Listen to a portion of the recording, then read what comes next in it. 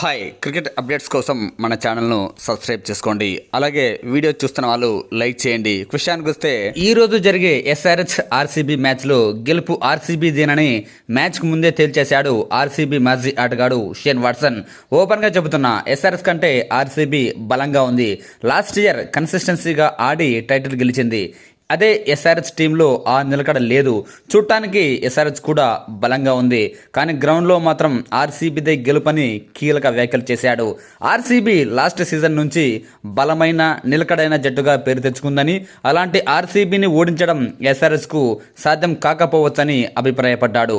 Match మాత్రం అద్భుతంగా సాగుతుందని, చివరి ఓవర్ చివరి బంతి వరకు ఉత్కంఠగా సాగుతుందని వ్యాఖ్యానించాడు. ఆర్సీబీకి ఓపెనర్లే బలమైన పునాది వేస్తున్నారని, ఓపెనర్లే మ్యాచ్పై పట్టు సాధిస్తున్నారని చెప్పుకొచ్చాడు. కోహ్లీ అండ్ ఫిలిప్ సాల్ట్ అంత ఈజీగా ప్రత్యర్థులకు వికెట్ ఇవ్వడం లేదు. చాలా మ్యాచ్లలో పవర్ ప్లేలో వికెట్ కోల్పోకుండా 6 ఓవర్లలో కనీసం 60 పరుగులు చేస్తున్నారని గుర్తు చేశాడు. అదే ఎస్ఆర్హెచ్ విషయానికి వస్తే, చూడటానికి అభిషేక్ శర్మ, ట్రావిస్ హెడ్ బలంగా భయంకరంగా కనిపిస్తున్నా వాళ్ళు వ్యక్తిగతంగా అంతగా ఫామ్లో లేరని వ్యాఖ్యానించాడు. మొన్న ముగిసిన వరల్డ్ కప్లో ఈ ఇద్దరు కూడా ఆశించినంతగా రాణించలేదని, నిలకడ లోపించిందని గుర్తు చేశాడు. ఫైనల్స్లో అభిషేక్ శర్మ రాణించాడు, ఫామ్లోకి వచ్చాడు. ఇప్పుడు అదే ఫామ్ను కంటిన్యూ చేస్తే ఓకే, లేదంటే ఎస్ఆర్హెచ్కు కష్టాలు తప్పవని గుర్తు చేశాడు.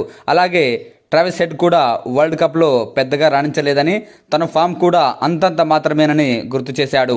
అయితే తనకు మంచి పేరు గుర్తింపు తెచ్చిన ఐపీఎల్లో రెచ్చిపోయే అవకాశాలను మాత్రం ఏమాత్రం కొట్టి పారేయలేమని అభిప్రాయపడ్డాడు. అలాగే మిడిల్ ఆర్డర్ కూడా ఆర్సీబీది బలంగా ఉంది. ఒకవేళ ఓపెనర్లు ఫెయిల్ అయినా మిడిల్ ఓవర్లో పాజిటివ్గా బ్యాటింగ్ చేస్తున్నారని పటీదార్ బ్యాటింగ్ గురించి మాట్లాడాడు.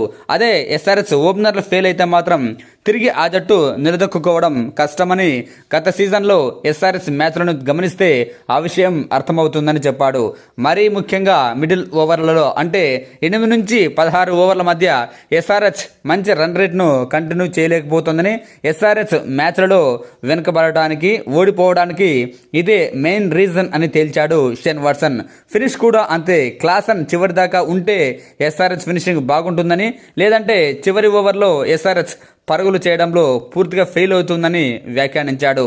అదే ఆర్సీబీని తీసుకోండి, రొమెరే షెఫర్డ్ కావచ్చు, అలాగే కృణాల్ పాండ్యా కావచ్చు, వీళ్ళు 1 ఓవర్ 2 ఓవర్ల క్రీజ్లో ఉన్న ఆర్సీబీ ఈజీగా 35 నుంచి 40 పరుగులు చేస్తోంది.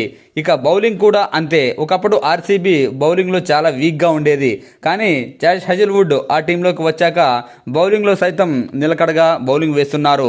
పవర్ ప్లేలో అతను బ్రేక్ ఇస్తే మిడిల్ ఓవర్లలో కృణాల్ పాండ్యా, శ్రేయస్ శర్మ లాంటి బౌలర్లు వికెట్లు తీస్తూ ప్రత్యర్థి జట్లపై ఒత్తిడి తెస్తున్నారు. అదే ఎస్ఆర్హెచ్ బౌలింగ్లో నిలకడ లేదు.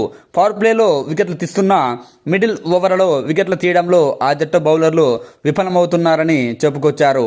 ఇలా ఏ డిపార్ట్మెంట్ తీసుకున్నా ఎస్ఆర్హెచ్ కంటే ఆర్సీబీనే బలంగా ఉందని, అందుకే ఈ మ్యాచ్లో గెలుపు ఆర్సీబీదేనని అన్నాడు.